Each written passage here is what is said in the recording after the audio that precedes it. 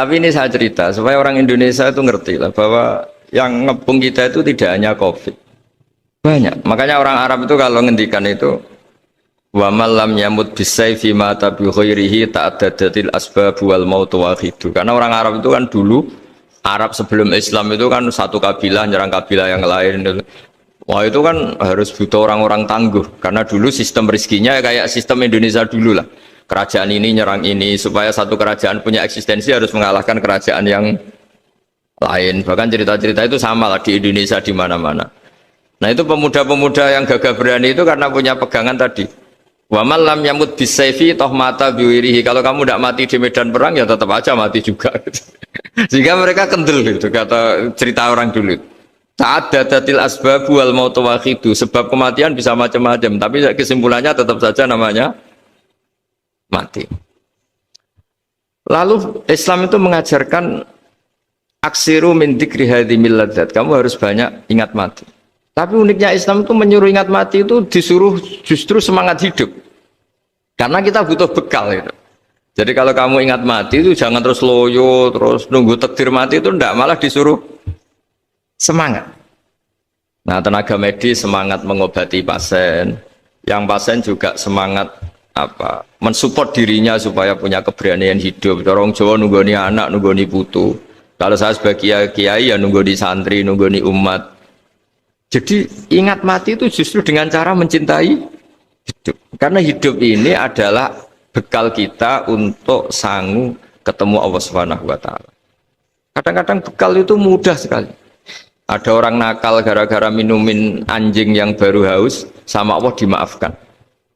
Ada orang yang pulang dari tempat kerjanya, ada duri di tengah jalan, disikirkan takut kena orang, diampuni Allah, akhirnya menjadi ahli apa? Surga. Ada orang yang kerja untuk orang tuanya, kemudian orang tuanya dicukupin menjadi ahli surga. Bahkan ada ahli surga itu ceritanya itu, tapi ini jangan dicoba. Ada orang sudah jelas niat, nyon sewu niat zina, sudah tinggal itu terus mikir dia, saat itu takut Allah gak jadi. Barokahnya gak jadi langsung dia jadi ahli surga. Sarannya gak jadi loh ya.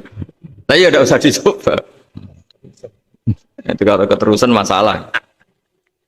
Jadi Islam itu menganjurkan ingat mati, tapi justru dengan cara mencintai kehidupan. Karena yang jadi referensi Allah nanti di akhirat adalah perilaku kita, amal kita zaman apa? Hidup. Jadi disuruh ingat mati, tapi justru dengan cara sangat mencintai apa? Kehidupan. Lalu yang dinamakan kehidupan itu apa? Ya kita-kita ini. Ada yang mengkhidmati agama, mengkhidmati orang sakit. Mengkhidmati itu ya berbakti, membantu. Ada yang nata lalu lintas, ada yang nata keamanan, kayak Pak Polisi, ada yang nata keuangan, kayak Kemenku. Macam-macam. Semuanya harus kita cintai, profesi-profesi yang oleh Islam dianjurkan untuk kita nekuni itu. Jadi saya mohon lewat cerita ini orang itu tidak fokus takut COVID. Kasihan COVID kan jadi tersangka pembunuh sini. Padahal di kampung-kampung orang lugu-lugu yang saking nggak ngertinya itu kalau dikasih sumbangan itu katanya itu salam neng COVID matur nuwun. Itu ribet kalau orang lugu-lugu itu. Dikira COVID itu satu makhluk atau manusia yang apa? Nyumbang itu. Jadi saya mohon semohon-mohonnya, minta seminta-mintanya, sampean harus ngitung nikmat lah. Dengan sistem meteor seperti itu di langit tidak jatuh ke kita, sistem bumi yang sudah ngerongkong gini tidak likuifaksi. Terus di dunia ini banyak kimia, banyak racun. Itu kalau misalnya meledak kemudian dibawa angin, mungkin matinya lebih massal. Ternyata semua itu nggak terjadi. Artinya nikmat yang sekarang kita dapatkan, kita nikmati sekarang itu jauh lebih besar ketimbang ketakutan kita. Nah, ini Islam selalu menganjurkan fazkuru ala Allah la'allakum tuflihun. Selalu ingat sisi-sisi nikmatnya Allah. Kamu jangan hanya sisi wah kita dikepung COVID, kita punya istri judes, punya anak nggak nurut, punya atasan sadis, punya anak buah nggak loyal. Kalau gitu terus ya kamu nggak berani hidup. Yang diingat masalah terus. Itu salah, hidup seperti itu salah menurut Islam. Yang Islam menganjurkan fazkuru ala Allah, kamu ingat sisi-sisi nikmatnya Allah, bukan sisi-sisi kita hidup itu diuji. Saya punya sekian cerita ulama-ulama yang unik, yang punya nasihat itu. Jadi ada orang kaya raya dulu temannya banyak, anak buahnya banyak. Suatu saat dia miskin terus gak ada yang berkunjung. Terus dia ngeluh, curhat ke ulama itu. Ketika saya kaya yang berkunjung banyak, ketika saya miskin kok nggak ada yang berkunjung, kurang ajar betul teman-teman saya. Terus kata kiai itu lucu kalau ada nih. Ya bagus gitu dong ketika anda miskin tidak ada yang berkunjung. Loh kok bisa? Ya misalnya kamu sekarang jadi buruhnya orang, pas disuruh-suruh dibentak-bentak, terus teman kamu udah datang, malah kamu jadi tontonan toh. Mendingan nggak ada datang, jadi kamu ketika buruh orang nggak malu karena teman-teman kamu sudah tidak datang. Ya alhamdulillah kalau gitu ya. Jadi dulu satu hal yang dia dulu nganggap problem, iya kan? Kalau kamu misalnya dulu kaya, temannya banyak, jabat, terus yang takut banyak. Ketika sudah miskin, Yun Sawu jadi buruhnya orang disuruh-suruh, terus teman kamu tetap do datang. Siap nggak ada? Siap datang apa siap tidak datang? Lebih siap tidak datang sebetulnya kan? Karena nggak jadi tonton. Akhirnya dia sadar. Ya gitu kalau dikeluhin istri saya ini judes, ya sering marahin gini-gini. Ya bagus dong marahin kamu. Kalau marahin tetangga malah masalah. Coba kamu punya istri kalau marahin orang lain, pusing enggak? Mendingan marahin. Jadi pokoknya dilatih terus. Lama-lama dia bersyukur. Nah termasuk cara kita melihat kehidupan. Ada doa Rasulullah SAW yang luar biasa. Ya Allah, jadikan kehidupan ini sebagai penambahan saya untuk berbuat baik.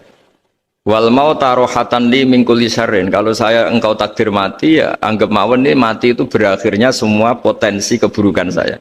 Orang itu kan potensinya dua, buruk betul atau potensi buruk. Mungkin sekarang kita tidak korupsi, tapi saja suatu saat kita korupsi. Mungkin sekarang kita tidak salah, suatu saat potensi salah. Dan mati itu mengakhiri itu semua.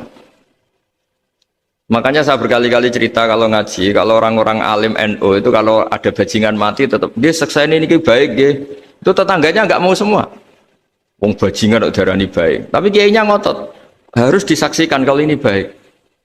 Akhirnya mereka bilang ya baik-baik. Padahal di hati kiainya sudah tidak bisa garong lagi, tidak bajing lagi.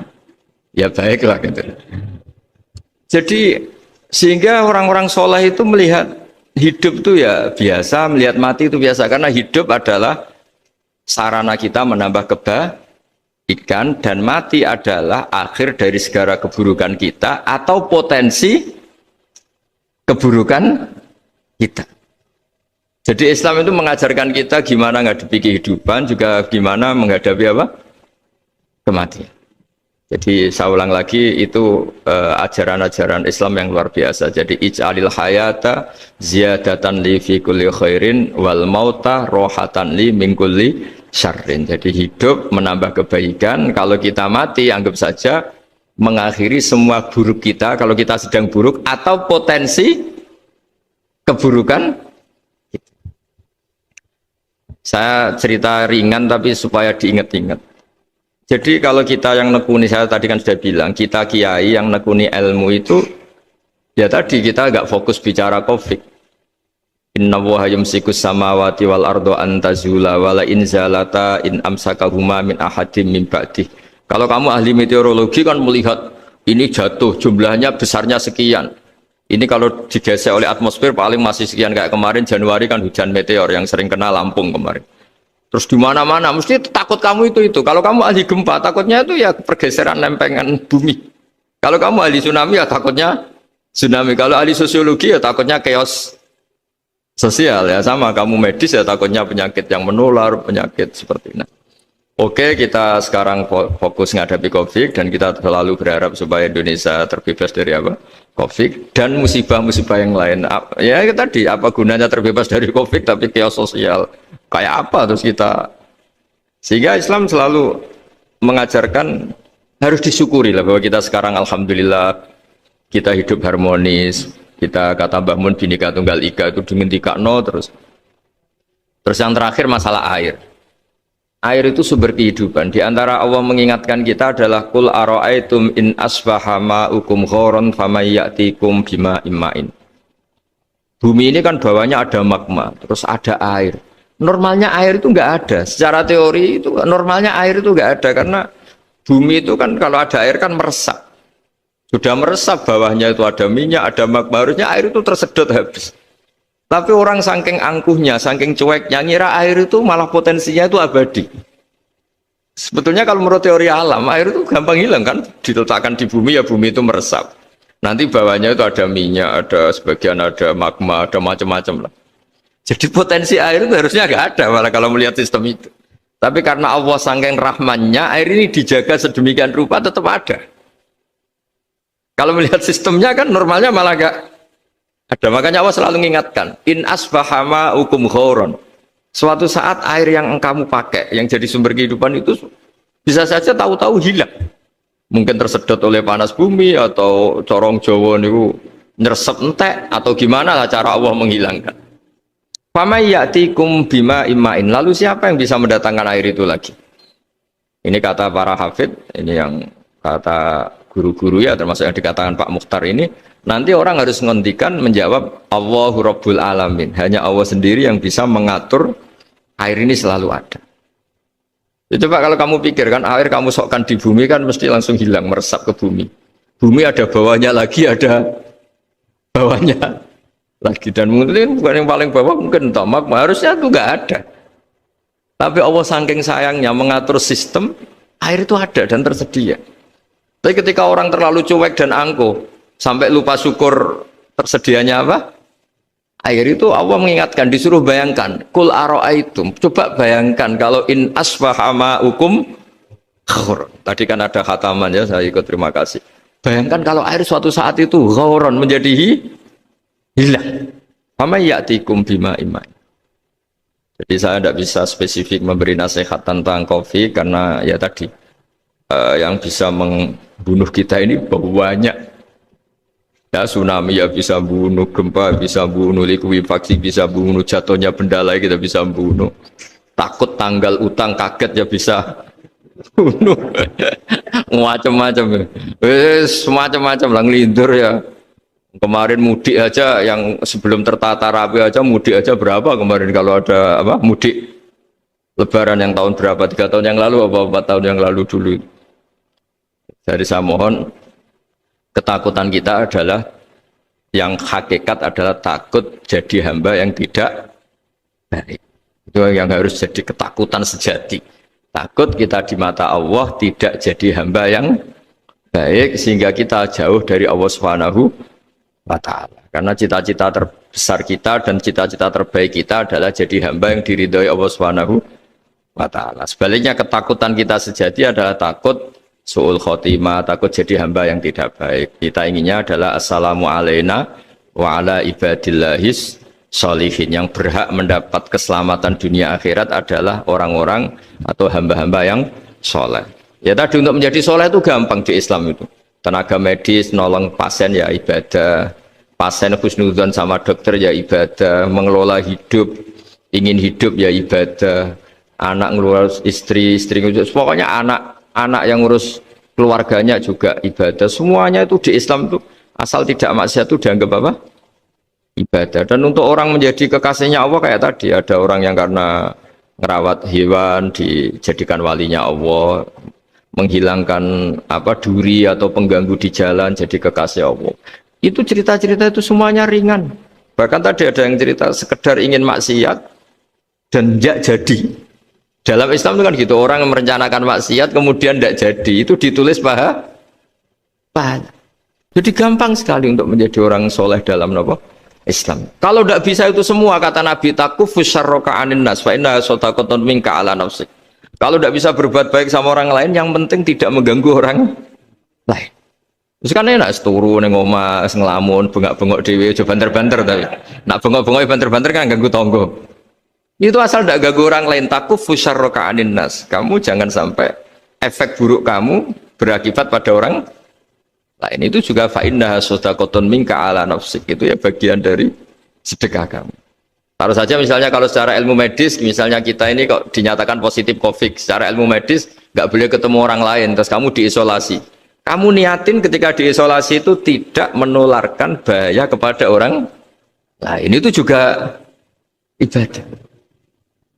Jadi ibadah itu gampang sekali, mudah sekali. Karena agama ini yuridu wa bikumul yusra wala yuridu bikumul usra. Agama ini mudah bukan sulit. Ya, mohon maaf tadi saya nggak bisa datang yang jam 11 karena saya tadi malam hormat di Jogja, acara 7 harinya Kiai Haji Atabik, tadi pagi baru datang. Tapi saya mohon pokoknya yang seneng ya, hidup itu yang seneng, diberi kesempatan hidup sampai sekarang itu yang seneng. Jangan karena teman kamu meninggal terus seakan-akan ini teman saya meninggal, paling saya besok. Kok kamu tahu? Nyatanya besok hidup lagi, besoknya ya hidup lagi sampai sekarang ya masih hidup. Sudahlah, mensyukuri yang ada. Jadi sudah saya mohon, syukur itu penting. La in syakartum lazidanakum. Justru dengan kita syukur itu insya Allah segalanya akan tambah baik, tambah apa? Baik. Jadi dulu ada orang yang sangat cerdas, namanya Jubair bin Mut'im.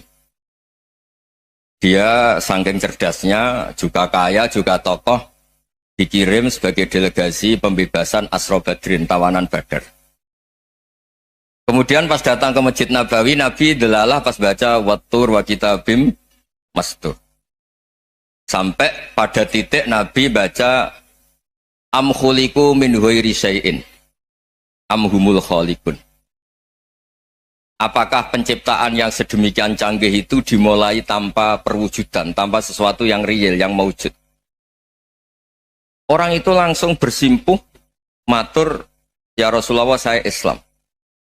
Kada qalbi yatir, hampir hati saya, otak saya, pikiran saya itu terbang. Karena logika yang dibangun ateisme misalnya, kalau alam raya ini dimulai dari nihilisme, berarti logikanya apa? Al-adamu yakhluqu maujudan. Alam raya ini kan maujud, maujud itu ada. Kalau yang lebih dulu itu ketiadaan, berarti ketiadaan menjadi sebab kewujudan. Kalau dalam bahasa Arab itu al-adamu yakhluqu maujudan, sesuatu yang harusnya nggak jadi faktor karena ketiadaan menjadi faktor sesuatu yang nyata. Itu kan nggak masuk akal. Ya, kalau alam raya ini ada al-adam sing yasbiku maujudan, berarti alam raya ini al-adamu yakhluqu maujudan, sesuatu yang tidak ada menciptakan yang ada. Dengan logika itu terus kita ngaji. Diajari sama guru-guru kita, sifat dasar Allah itu maujud. Wallahu maujudun qadimun. Terus masuk. Yang harus distatuskan pertama dari Allah itu apa? Maujud, wujud. Karena dengan wujud ini layak menjadi penyebab adanya alam raya ini. Sehingga ketika kita menolak faham nihilisme atau ateisme, faham tanpa Tuhan, tanpa pencipta awal, kita punya diroyah. Bahwa tidak mungkin ketiadaan ini menjadi sebab perwujudan alam raya ini. Yaitu am khuliqu min ghairi syai'in. Masa alam raya ini diciptakan tanpa sebab yang nyata, yaitu wajibil wujud. Siapa itu? Allah Subhanahu wa ta'ala. Begitu juga menyangkut sholawat. Orang boleh beda pendapat tentang redaksi sholawat. Ada yang sholli ala Muhammad, ala Sayyidina Muhammad, Nabi Muhammad. Monggo lah, masalah redaksi saja. Tapi setelah dianalisis, Nabi itu Pak Rektor, jadi Nabi setelah Nabi Isa saking dihormatinya sampai dituhankan. Juga jadi Nabi yang ada cerita masih hangat, orang Yahudi itu bunuh Nabi. Jadi yang satu mendudukkan Nabi sedemikian tinggi sampai kayak Tuhan, yang satu menjatuhkan Nabi sedemikian rendah sampai dibunuh. Kayak apa susahnya jadi Nabi Muhammad SAW. Kemudian dengan gampang Hadaddin agama ini bikin syariat yang bernama sholawat. Redaksinya monggo lah sesuai tradisi masing-masing. Allahumma sholli ala Muhammad, Allahumma sholli ala Sayyidina Muhammad, ala Nabiyina Muhammad, monggo lah. Tapi yang jelas redaksi ini kalau didiroyah dikaji, Allahumma itu Tuhan, Tuhan itu pemberi. Wa Muhammadun wa in jalla qadruh abdun min ibadi. Muhammad apapun tinggi derajatnya tetap berstatus hamba. Sehingga agama ini terjaga oleh syihotus sholawat. Agama ini terjaga oleh redaksi sholawat. Yaitu Allah tetap pemberi sebagai Tuhan yang nggak tersaingi, la syarikalah. Rasulullah Muhammad wa injalla qadruh, apapun prestasinya, bisa mi'raj, bisa apa saja, tetap seorang hamba yang butuh muhtajun ila rahmatih. Jika redaksi Allahumma sholli ala Muhammad ini mengukuhkan yang Tuhan tetap Tuhan, hamba pilihan tetap hamba pilihan. Tentu dengan redaksi ini kemudian kita mendudukkan Nabi benar-benar posisi terhormat. Yaitu orang yang paling berhak dapat askat tahiyat, mendapat penghormatan Allah paling tinggi, yaitu Rasulullah Muhammad SAW. Dan itu diulang-ulang oleh Allah. Subhanalladzi asra bi abdi. Status hamba ini diulang-ulang. Lagi-lagi ini bernama diroyah. Bernama apa? Contoh ketiga misalnya fihi ayatum bayinatum maqamu Ibrahim. Dulu orang Yahudi itu ada diskusi masif. Syaratnya Nabi itu mbah-mbahnya harus Nabi, harus keturunan Nabi. Kemudian semua Nabi rata-rata di Palestina, di Syam. Lalu Muhammadnya asal-usulnya dari mana? Tahu-tahu orang Arab kok Nabi, padahal orang Arab itu dulu jahiliyah. Walhasil terus diceritakan, bukti Muhammad ini turunan Ibrahim adalah ada jejak kaki Nabi Ibrahim di dekat apa? Ka'bah. Fihi ayatum bayinatum maqamu Ibrahim. Kalau Nabi Ibrahim pernah di Mekah, artinya beliau pernah meninggalkan turunan yang di Mekah. Itu bernama Nabi Muhammadun sallallahu alaihi wasallam. Itu disebut fihi ayatum bayinatum maqamu Ibrahim. Nah, itu namanya diroyah. Diroyah itu satu perilaku keseharian kita beragama, kemudian tahu logikanya. Yang keempat misalnya, mangkana yu'minu billahi wal yaumil akhir fal yukrim apa? Jaro. Orang yang iman karena Allah dan Rasul, maka memuliakan tetangganya. Andaikan pakai hukum sosial, tentu kalau tetangga kita baik, kita baik. Kalau kurang baik, kok kurang penggawean kan gitu. Tapi dulu itu pernah ada seorang ulama itu dibully ya, dikerjain sama anak muda tetangganya. Pak Kiai datang ke rumah saya, orang ini datang. Kemudian setelah di rumahnya, saya tidak jadi butuh sama Pak Kiai, silahkan pulang. Itu Kiainya senyum menikmati. Dan itu terulang 3 kali. Dibully seperti itu, dikerjain terulang 3 kali. Lalu tetap Kiainya tuh asik, seneng sekali. Lama-lama muda ini tanya, kenapa engkau tidak tersinggung? Padahal saya kerjain sampai 3 kali, tak undang, terus tak suruh pulang, tak undang, tak suruh pulang. Kata Kiai tadi, yang memerintahkan baik sama tetangga itu Allah. Jadi saya nikmati ketika bisa baik sama Anda. Tidak ada urusannya dengan perilaku Anda yang menolak saya. Nah itu terus kita tahu, memang motifnya kita baik sama tetangga karena iman sama Allah dan Rasul, bukan hukum kompensasi sosial. Jadi kalau mau diteruskan Pak Rektor, saya ngajar di sini ya karena perintah Allah itu orang alim harus ngajar, bukan karena perintah Rektor. Kalau diteruskan. Ya saya mohon juga gitu, para dosen, para karyawan di sini, kalau nggak khianat dengan UI itu karena takut sama Allah, jangan takut sama Rektor. Kalau Anda baik juga karena Allah, jangan baik karena apa? Rektor. Bagaimanapun ya semua kita ini makhluk. Makhluk itu la yadurru wa la yanfa. Begitu juga melihat Indonesia. Melihat saya ini kan ikut di UI itu lama sekali, ikut sama Profesor Zeni, dari Profesor Zeni nulis tafsir. Mungkin Pak Harsoyo tahu banyak, dulu Pak Lutfi ya tahu banyak. Tapi saya memang nggak pernah terbuka karena ya memang nggak ingin sebenarnya. Kondisi ini kondisi darurat.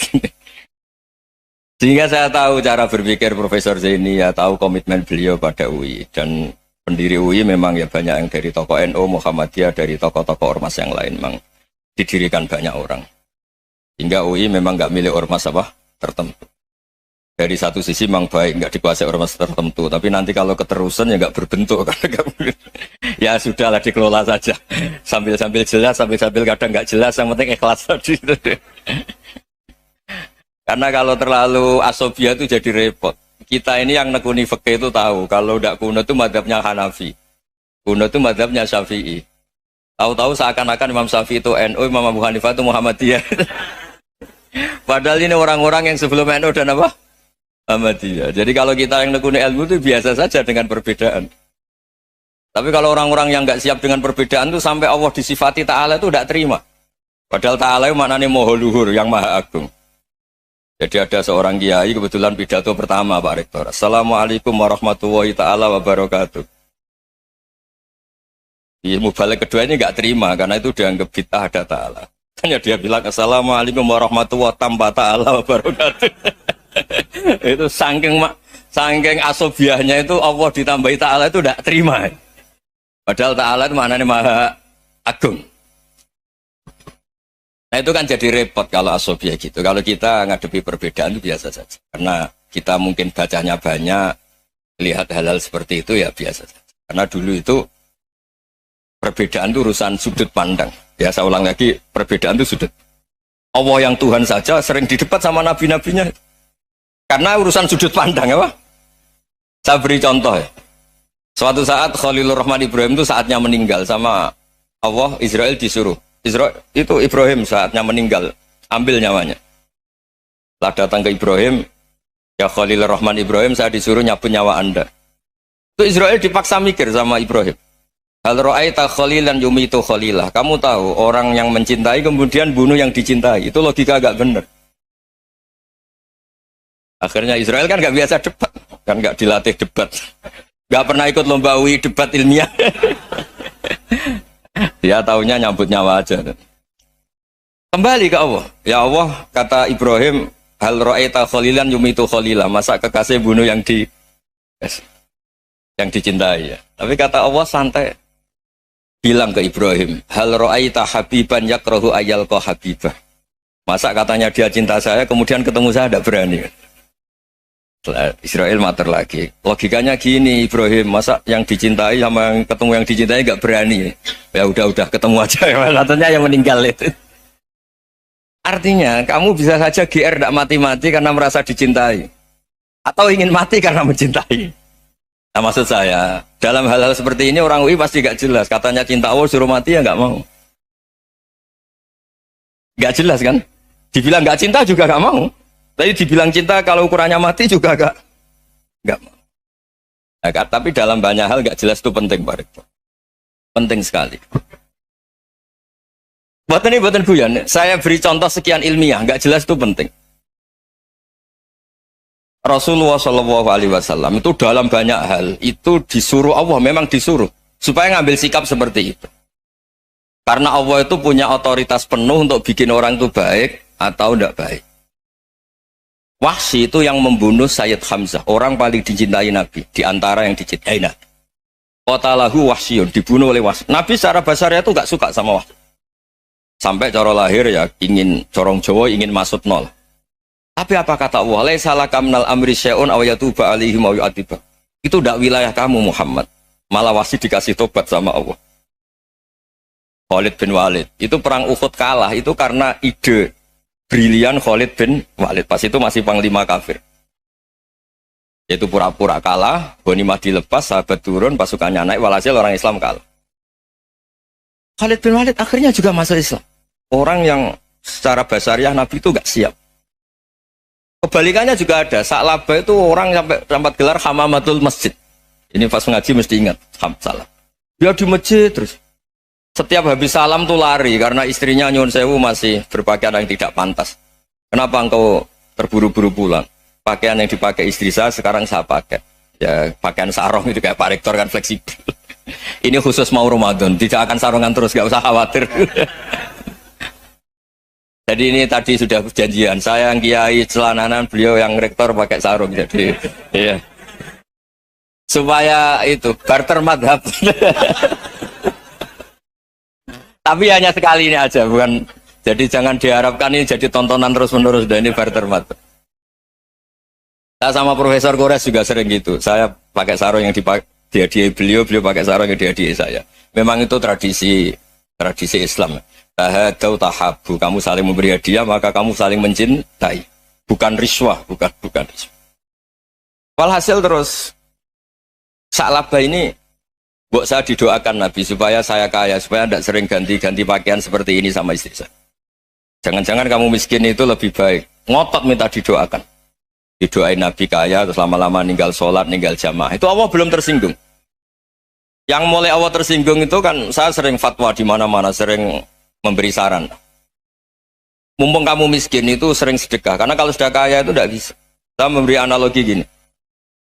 Kalau saya masih santri miskin, punya uang 100.000, diminta guru saya 50 tak kasihkan, padahal itu 50%. Punya 2 kambing kurus, diminta guru saya 1 pasti tak kasihkan, padahal itu 50%. Jadi kalau punya sapi Brahman atau sapi limusin yang harganya itu 100 juta, punya 2, diminta 1 boleh enggak? Tidak boleh. Saya punya motor butut 2, diminta teman saya 1 boleh. Tapi kalau Davidson Harley itu nggak boleh. Nah, Walhasil itu kalau kita miskin, misalnya kita zaman kuliah atau zaman mondok atau zaman apa saja, punya uang 100.000, narik temannya sampai 50.000 kan biasa. Tapi setelah 1 miliar, berani nggak kamu kasihkan 500 juta? Sama-sama 50%. Enggak kan? Nah salabah gitu, ketika zakat masih per 40 kambing, 1 kambing itu sebenarnya kan masih ringan. 41, 82. Kambingnya itu sudah mabenal jabalen. Barang dihitung zakat karena sudah ribuan, jumlahnya sampai 400 kambing. Banyak lah pokoknya. Terus kata salabah, ini pemerasan. Karena jumlahnya besar. Allah tersinggung karena nabinya dianggap narik zakat itu dianggap khorat, dianggap pemeras. Allah tersinggung kemudian fa'aqobahum nifakon fi qulubihim ila yaumil. Dia ditetir munafik. Semenjak itu terus tadi kembali gak jelas tadi. Barkohnya gak jelas itu menjadi orang tuh bijak. Ini sekarang nakal, jangan-jangan nanti jadi orang baik. Yang sekarang baik, jangan-jangan suatu saat jadi tidak baik. Semua orang introspeksi. Gak ada jaminan kalau kita sekarang baik akan baik terus. Gak ada jaminan kalau kita sekarang buruk akan buruk terus. Sehingga terus banyak kiai-kiai bijak itu memang lahirnya gak tegas. Tapi gak tegas itu yang menjadikan bijak. Karena sama-sama mungkin. Itu yang disebut laisa laka minal amri syai'un aw yatuba alaihi wa yu'adzibum. Itu tidak wilayah kamu. Ketika Allah mengomentari orang munafik juga wa yu'adzibal munafiqina insya'a aw yatub. Bisa saja ada yang disiksa, bisa saja ada yang dikasih tobat.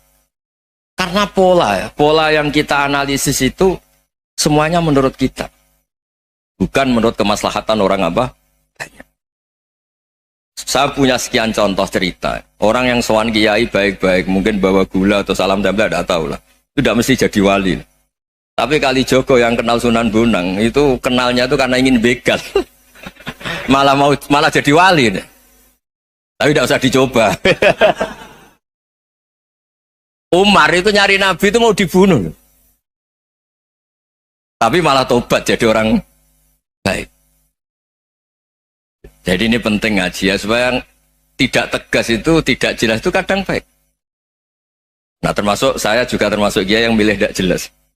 Saya sering gojlok gini, Fajar Hadili ini murid-murid saya sering saya gojlok. Kalau semua sistem pendidikan kayak kampus, kayak UII, kayak UIN semuanya, itu sistem yang bagus. Karena tertib, jam kuliahnya jelas, mata kuliahnya jelas. Kalau di pesantren itu Pak Arso, itu nggak tertib. Tapi justru itu enak, ketemu di jalan orang berani tanya. Nah ini kalau mbak-mbak misalnya menstruasi, mau belajar haid nunggu semester berapa baru tahu. Itu bisa sekian tahun nggak sholat karena nunggu pelajarannya baru diterangkan. Mau haji juga gitu, nunggu mata pelajaran haji. Kalau nggak jamnya, nggak mau dosennya ngajarin. Ya, kalau kiai kan nggak, ketemu di jalan tanya, dijawab. Jam berapa juga dijawab. Artinya Indonesia itu berkah, ada sistem kampus yang tertib. Ya semoga termasuk tertib gajinya. Tapi tertib gajinya itu juga sebenarnya rugi. Saya sering ada pegawai negeri Gus, tolong doain saja di PNS enak aja. Gajinya tetap. Kata saya nggak mau kalau gaji saya tetap. Kok bisa Gus enak tiap bulan mesti dapat gaji. Kalau tetap nggak naik-naik kata saya. Kalau kiai gajinya nggak tetap, tapi di atas yang tetap kata saya.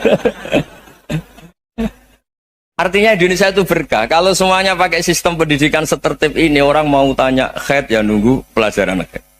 Bab haji yang nunggu pelajaran haji. Tapi kalau ketemu kiai itu enggak. Ya pokoknya saya pernah di pasar, Gus mau tanya apa? Anak saya keluar darah terus gini-gini. Padahal biasanya haid hanya 7 hari gini-gini. Ya sudah kembalikan ke biasanya, rudat ilal adat. Itu enggak usah sowan ke rumah. Juga enggak registrasi dulu, enggak daftar dulu. Ya ini enggak nyindir cerita saja. Supaya ini bukti koalisi beneran. Jadi saya yang kiai gak tertib jam, koalisi sama yang tertib jam. Jadi kalau semuanya sistem kampus, nanti pertanyaan itu enggak bisa on time, enggak bisa setiap saat. Makanya Indonesia itu berkah. Kiai-kiai yang alim yang di jalan-jalan banyak. Juga kiai yang di kampus dokter-dokter fikih banyak. Yang nekuni ilmu umum ya banyak. Macam-macam. Itu masalah itu kalau saling mengadili itu baru masalah. Misalnya kiai ngeluh nggak enak jadi kiai tidak punya gaji tetap, yang dosen ngeluh nggak dicium tangannya. Karena memang unik Indonesia itu. Kalau guru fikih kok dosen itu tetap nggak dicium tangannya. Karena pikirannya anak-anak itu wong sudah bayar disuruh nyium. Itu kayak di alam sadar tuh gitu. Kalau kiai itu kan anak-anak gak bayar itu. Ya opanya cium tangan itu. Makanya kalau kiai-kiai tidak keramat bisa mati karena cium tangannya doang gitu. Bisa mati itu kiainya. Ya ini cerita supaya saling menghormati apa saling. Jadi kalau makanya itu pakar-pakar akhlak ya, pakar-pakar etika peradaban. Itu tertampar betul ketika Nabi urusan ilmu itu mengabaikan itu kalau sudah urusan ilmu. Misalnya begini, ada urusan ilmu, ada mbak-mbak cantik atau ibu-ibu cantik. Itu dalam Islam itu diajarkan jangan sopan-sopan banget. Kata Nabi, karena kekuatan ilmu itu di atas kekuatan akhlak, di atas kekuatan adab. Ya nisa an-nabi lastunna ka ahadim minan nisa. Ini taqaitunna fala takhdu'na bil qaul. Faya tama'alladzi fi qalbihi maradun. Misalnya ada babak cantik, menarik, kemudian sopan misalnya sama Pak Fajarin sama dosen-dosen. Monggo binara. Wah itu bahaya pikirannya kemana-mana itu. Orang yang imannya pas-pasan, wih berarti mau.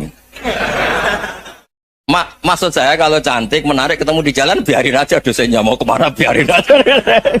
Gak usah dihormatin. Kalau dihormatin, Pak mau kemana sadar no bisa bahaya. Tak biarin aja. Kalau tanya, Dek ini alamatnya mana? Cari sendiri Pak. Karena hanya dengan cara itu, si Pak dosen ini gak kepikiran. Gak ada orang suka, orang kedus itu gak akan. Tinggal sudah cantik, sopan. Wah bisa pikirannya macam-macam. Itu ilmu. Fala takhdu'na bil qaul. Kamu jangan terlalu lirih kalau ngomong. Fayat ma'alladzi fi qalbi maradun. Orang yang pikirannya masih kotor pasti berpikir yang negatif. Anda mungkin demi sopan sama dosen Anda. Tapi sejauh mana dosen Anda juga berpikir positif. Itu kan uji iman sama uji nyali. Nah, sama pejabat yang sopan sama kiai mungkin punya Alphard, punya Robicon, punya terus bawa uang banyak. Terus sama kiai cium tangan hormat. Jangan-jangan kiainya yang pikirannya macam-macam. Ini berarti bisa jadi muhibbin potensial misalnya. Nah, saya ini termasuk kiai yang pengagum ilmu. Sehingga saya sama orang yang medit, yang kikir sama saya itu saya senangnya bukan main. Kenapa? Karena kalau orang medit itu gak berhak nuntut. Tapi kalau orang lomo 1 juta minta surga, 2 juta ya minta apa? Surga. Gus, salam template. 200.000 aja kadang minta surga. Tapi kalau yang kikir-kikir ya sudah salaman tok sudah, nggak minta apa-apa kan dia tahu diri, oh nggak bayar kok minta. Maksud saya Islam itu luas, dinikmati saja, Pak. Dinikmati saja. Nah itu diroya, maksudnya itu diroya. Diroya itu kamu tahu aturan Islam itu kamu harus yakin khairihi wa syarrihi minallah, semua itu ujian. Tapi kemudian dikaji. Makanya saya ini termasuk pengagum Imam Syafi'i. Imam Syafi'i itu dikasih tahu. Tadi orang yang di depan engkau cium tangan hormat tuh di luar ngomong-ngomong, ngata-ngatain Anda. Imam Syafi'i tertawa-tawa sowan. Loh, Anda ini dikata-katain di luar kok. Kok tidak kamu anggap munafik malah tertawa. Berarti saya wibawa, di depan saya nggak berani. Dianggap enteng saja. Nah, agama mensupport itu.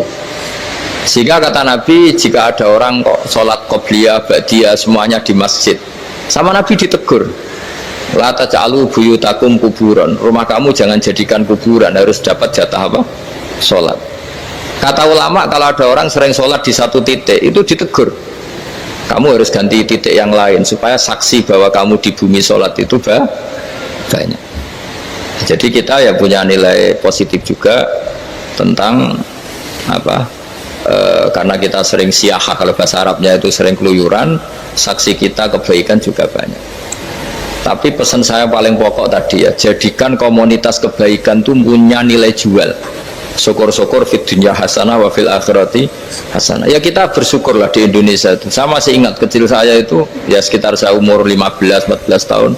Setiap mau pergi itu pesannya orang-orang yang sering pergi itu jangan masuk terminal jam ini di perapatan ini, karena yang namanya preman itu dulu dominan. Sekarang sampai jam 2 ada orang pakai jilbab, kadang ya orang pakai peci, yang nggak pakai peci pun ke musola sholat terus. Yes, pokoknya kebaikan itu jadi komunitas dan jadi nilai jual. Bahkan tadi misalnya ibu-ibu yang pergi malam itu kan mesti ada orang-orang yang jadi langganannya karena terkenal apa? Amanah. Yang dititipi anak juga pilih orang yang terkenal apa? Amanah. Nah, nilai amanah ini harus kita jaga terus supaya kamu ya bisa bekerja, orang lain juga nyaman karena amanah tadi, Allah juga senang karena amanah itu perintahnya Allah Subhanahu wa ta'ala. Dan Indonesia harus menuju ke sana. Pemimpin juga harus gitu. Pemimpin bawaannya amanah, bawaannya apa, yang memilih dia juga senang karena nggak malu lah. Tapi kalau kita milih ternyata kita pilih tahu-tahu ditangkap KPK kan ya malu gitu. Dulu kita kampanye mati-matian ternyata dia ditangkap KPK. Tapi kalau dia amanah kan ya senang. Sama kalau tukang Grab ketangkap satu karena penodaan atau karena pengkhianatan, yang malu juga semua karena kadang-kadang nanti digeneralisir seakan-akan semuanya seperti itu. Tapi dengan reputasi panjang nggak pernah terjadi apa-apa dalam Grab kan otomatis lainnya juga terangkat. Nah, ini yang dimaksud wa'tamiru bainakum bima'ruf. Jadikan kebaikan itu urusan bersama. Makanya andaikan negara itu sudah mengoptimalkan polisi, TNI untuk meringkus preman, oke, itu baik. Tapi ya lebih awet lagi kalau itu ditopang masyarakat. Karena yang nggak amanah terkucilkan, terus akhirnya Grabnya nggak laku, akhirnya dia dipecat, akhirnya kan yang maksiat hilang, yang kriminal hilang, yang ada hanya Grab-Grab yang baik. Begitu juga di dunia apapun. Itu yang dimaksud wa'tamiru bainakum bima'ruf. Jadikan kebaikan ini urusan bersama. Nah, karena kita baik, otomatis jadi teladan yang baik bagi anak kita, istri kita, tetangga kita. Dan karena kita baik, maka terhormat. Sehingga orang melihat Grab itu simpatik, respect, karena reputasinya baik. Nah, karena orang respect tidak dicibir. Barokahnya tidak dicibir, tidak mangkel. Barokahnya tidak mangkel, tidak saling ejek, bahkan tidak saling bunuh. Coba kalau kita jelek, dicibir orang, kita dalam keadaan mabuk, tidak terkontrol, bunuh. Jadi efek dari maksiat itu begitu buruknya. Sehingga penelitian itu mengatakan kebanyakan kecelakaan ya pemicu utamanya rata-rata ya nyupir dalam keadaan mabuk. Beberapa nyuwun sewu kasus-kasus kriminal rata-rata ya dipicu oleh hal-hal seperti itu. Makanya meskipun di luar saya tolong hindari narkoba, hindari hal-hal yang maksiat supaya pekerjaan Anda ini barokah.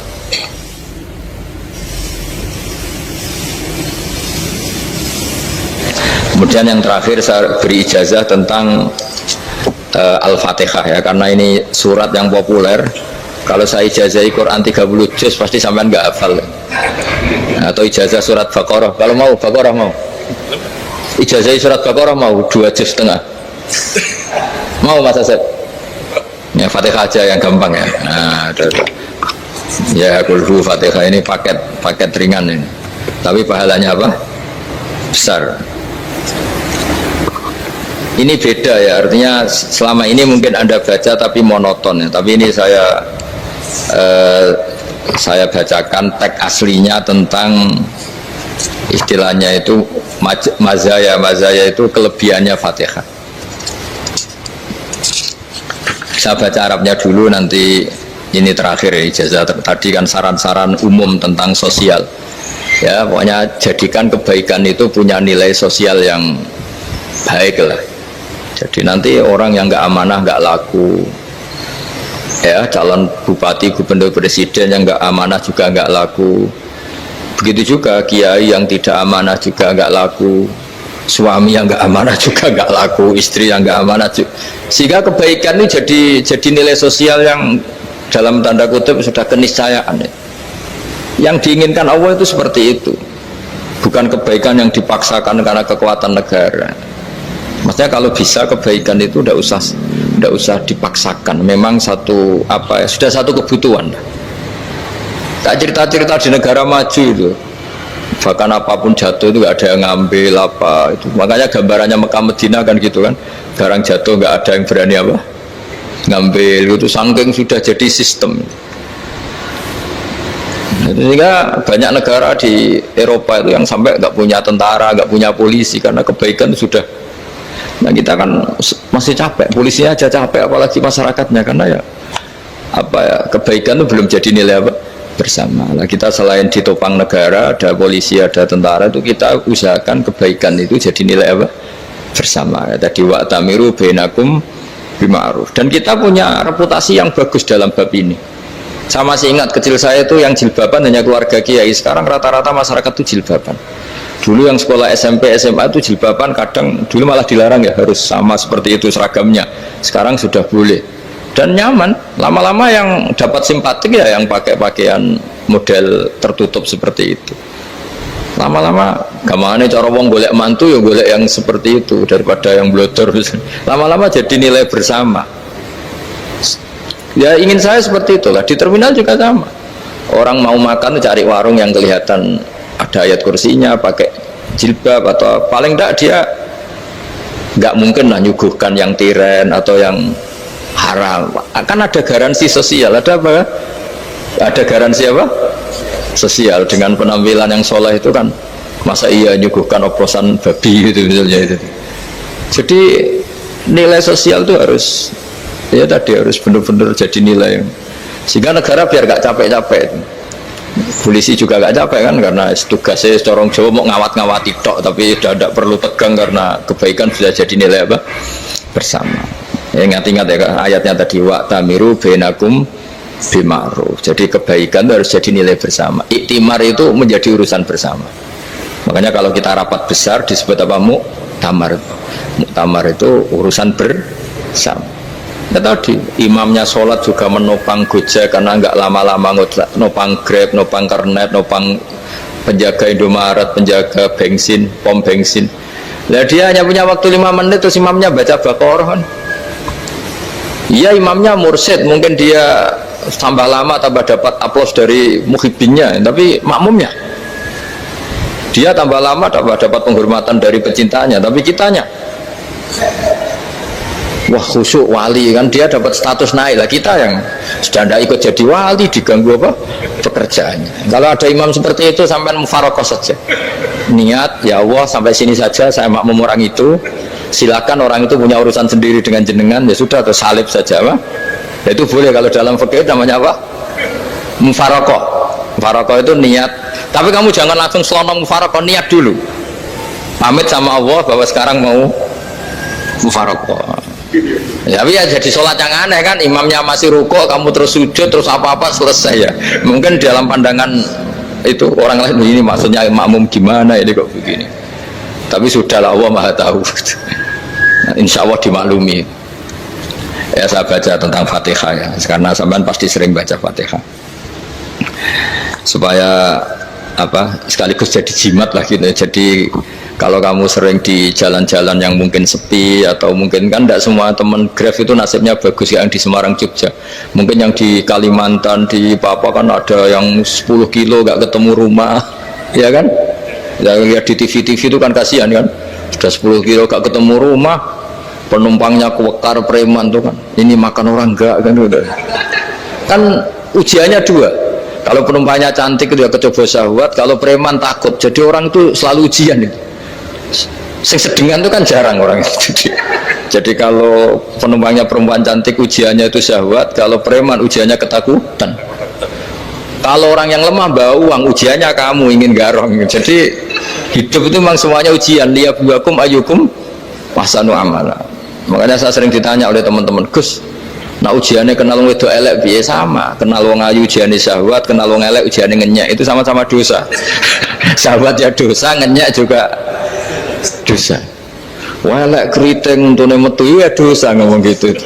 Kadang-kadang orang berpikir enak kancanan wong elek gak dosa. Kata siapa kancanan wong elek itu ya dosa, karena bawaannya ngenyek. Ngenyek itu menyepelekan itu.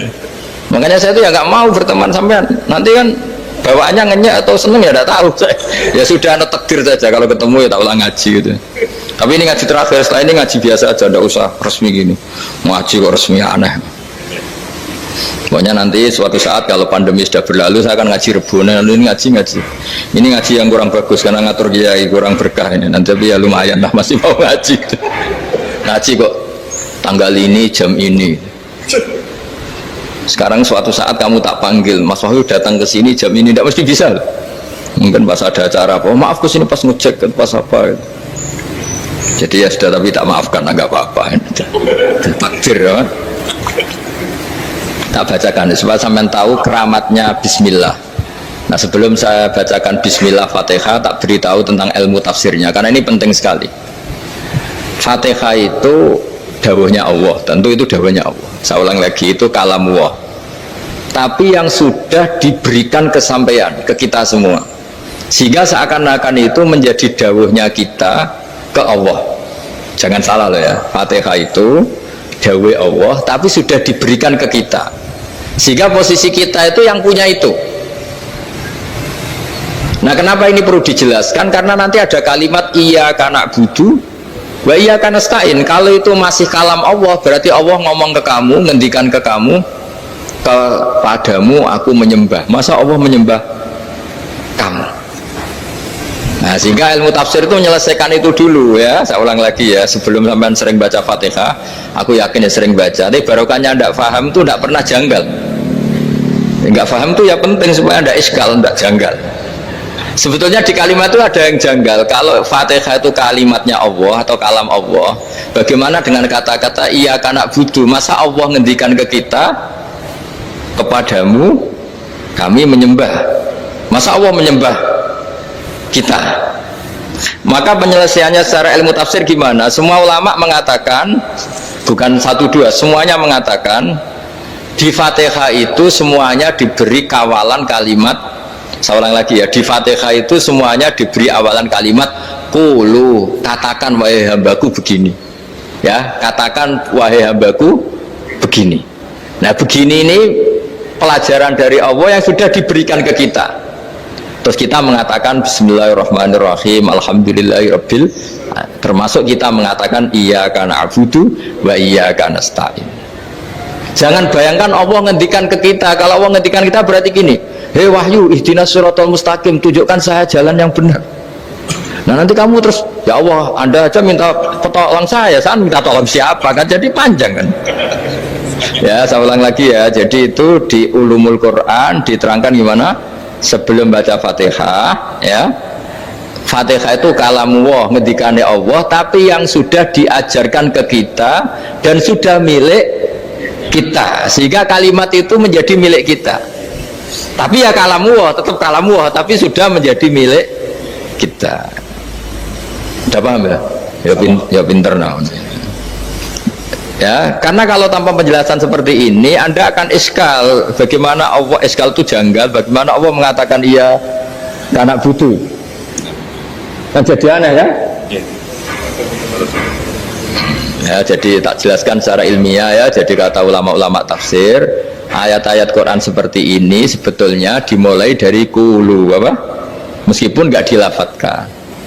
Itu kan sama dengan qul huwallahu ahad Muhammad, katakan kalau Tuhan itu satu. Ya, namanya Quran itu kan kalam Allah, membina nabinya, membina umatnya. Makanya dikatakan atau enggak, di sini tersembunyi kata qulu, katakan.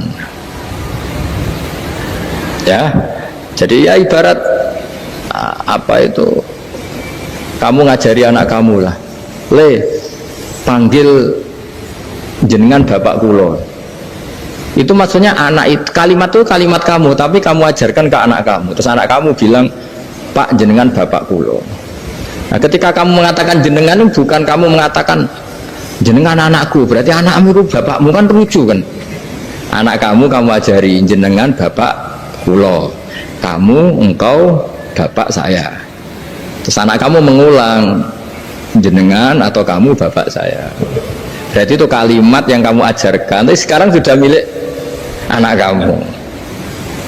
Kalau itu kalimat kamu kan lucu, masa anak kamu bilang bapak. Nah, itu seperti itu. Jadi ulama memberi solusi atau jawaban iyyaka na'budu wa iya, itu sebelumnya ada kata-kata qulu, katakan wahai hambaku, hubungan kamu dengan saya adalah katakan iyyaka na'budu wa iyyaka nasta'in. Terus hubungan kamu dengan saya katakan juga dalam doamu ihdinas siratal mustaqim. Jelas ya. Jadi itu kalam Allah yang sudah milik kita karena diajarkan Allah untuk kita. dong ya. Ya ada dong ya gak jelas gak. Tapi bagus gak jelas itu bagus. Kalau kamu jelas gak jadi dikrem, jadi gubernur. Min azimi fadliha kasratu asma'iha wa fadail ukhra. Ini cerita dramatisnya surat Al-Fatihah. Qala Abu Hurairah radhiyallahu anhu inna iblisa ranna khina unsikat Al-Fatihah. Jadi iblis itu begitu kesakitan. Ini kitab Abwaabul Farad karangannya Syekh Muhammad Alawi, juga kutipan dari beberapa kitab. Yang jelas beliau sendiri juga ngutip dari beberapa riwayat di beberapa hadis. Halaman 1, 2, 3. Ketika Fatihah turun itu iblis kesakitan. Kayak orang sakit gigi lah, tersiksa sisanya karena turunnya surat apa? Al-Fatihah. Artinya kalau Anda baca Fatihah dijiwai, maka Anda melemahkan setan, melemahkan iblis. Wa qala Mujahid khina unzilat Fatihatul kitab ronna fastama indahu asyayatin. Jadi ketika Fatihah itu turun, iblis itu terkapar lah kira-kira, sampai dijenguk banyak setan. Jadi kemana di ICU lah kira-kira gitu kalau sekarang itu, entah COVID entah enggak tahu, pokoknya di ICU sampai dijenguk banyak setan. Enggak tahu bawa apa apa enggak tahu, pokoknya dijenguk banyak setan. Ono yang nyangoni karena ini apa? Ketuanya apa? Pingsan, sakit. Jadi iblis itu sakit sampai dijenguk anak buahnya setan-setan. Ya, semoga kalian semua tidak kenal setan. Kalau kenal berarti teman, apa? Wa qalu misla dzalik wa qala lahum laisa mimma taquluna syai'un walakin unzilat suratun laisa ajruqa ilya illa an harramallahu alaihi nar jahannam. Saya ini bukan sakit fisik, kata iblis. Kamu tidak usah jenguk saya, datangkan dokter terbaik, tidak usah. Saya ini tidak sakit fisik. Saya ini sakit karena ada surat yang diturunkan, yang pahala yang melafatkan surat itu pasti selamat dari neraka. Padahal misi terbesar saya ini supaya manusia masuk neraka. Sekarang punya tamengnya. Gue pusing kan? Ya seperti orang lah, goda sampeyan ternyata sampean setia, itu kan pusing. Nah ternyata tidak setia, itu yang akhirnya ribet kan itu. Jadi iblis itu cita-cita terbesarnya kan semua orang itu masuk neraka. Nah sekarang turun satu surat yang gara-gara surat itu siapapun yang baca dijamin selamat dari neraka. Jadi walakin unzilat suratun laisa ajru qailiha illa an harramallahu alaihi nar jahannam. Karena jadi dia shock lah, kalau orang di Jawa itu bilang shock. Aduh sial nasib saya ini umat nggak bisa saya goda lagi karena punya tamengnya tadi punya. Qad tolakaidukum wa makrukum. Rekayasa kalian sekarang itu tidak ada gunanya semua. Nah ini alhamdulillah di Indonesia kelihatan kan banyak yang miskin, banyak yang susah. Tapi selagi mereka masih sholat, tuh keinginan mencari halal itu masih tinggi. Kayak apa kita di tengah kota, jauh dari anak istri, jauh dari tetangga. Biasanya kalau orang jauh dari anak istri, tetangga kan sakar PDW. Tapi yang soleh masih banyak, sudah jauh dari keluarga tetap lurus. Loh, kalau yang dekat lurus kan wajar, konangan wong akeh kan. Ini sudah jauh masih lurus. Nah ini nggak lepas dari barokahnya surat apa? Surat Fatihah tadi. Jadi karena ada surat yang menjamin pelafalnya atau qailiha terbebas dari api neraka. Wa qalat as-sayatinu lahu is ayyusai'in ta'muruna ya maulana. Faqala lahum idhabu wajtahidu hatta tukhfilu qulubahum hatta la yaqulu hadhihi surah. Lalu kita gimana, jari para setan begitu. Lalu kita gimana? Terus kata iblis, sudah bikin mereka lupa sehingga tidak baca lagi.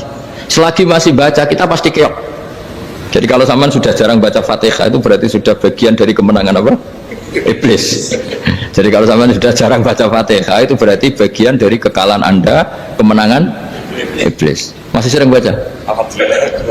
Berapa kali?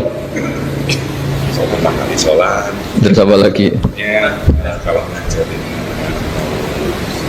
itu juga juga. Kok 5 kali tok itu? Berarti pas sholat fardu tok itu? Enggak 5 kali itu mendingan itu 17. Kamu itu ngitungnya jangan 5 ini. 5 waktu aja. 5 waktu itu berarti lumayan lah. Berapa? 17 ya? Ya. 17 ya? Ya. 17, tapi kalau makmum tuh sering separuh kan, apalagi makmum terawih. Ya kan? Makmum terawih itu bacanya Fatihah ada yang sempurna enggak ya? Ya enggak lah. Baru alhamdulillah rabbil alamin mampu ikut ruko ini gitu. Makmum kan yang terawih teman. Kalau terawih jarang sempurna ya. Fatihahnya itu. Kan imam sudah ruko. Kamu bacanya Fatihah sampai mana tuh? Terus tengah. Baru setengah ya. Ya paling pas terawih aja kan enggak sempurna ya. Apalagi kalau imamnya sing kilat, waduh malah. Nah, ketika Fatihah itu sebegitu keramatnya, sebegitu topnya, itu setan rapat, singkat cerita itu yang tadi dipimpin oleh iblis yang sedang terkapar apa? Terus tali obatnya nggak ada, cuma dia shock karena ada surat yang turun yang melafatkan itu pasti selamat dari apa? Neraka. Nah ini gimana saran Anda? Terus sarannya adalah bikin orang-orang itu lupa, tidak baca Fatihah. Nah ini rapatnya iblis. Idhabu wajtahidu hatta tufilu qulubahum hatta la yaqulu hadhihi surah. Kala yuksiru qira'ataha wa la yakunu lahum ajrun wa thawabun bal yakunu lahum adzabun wa iqabun.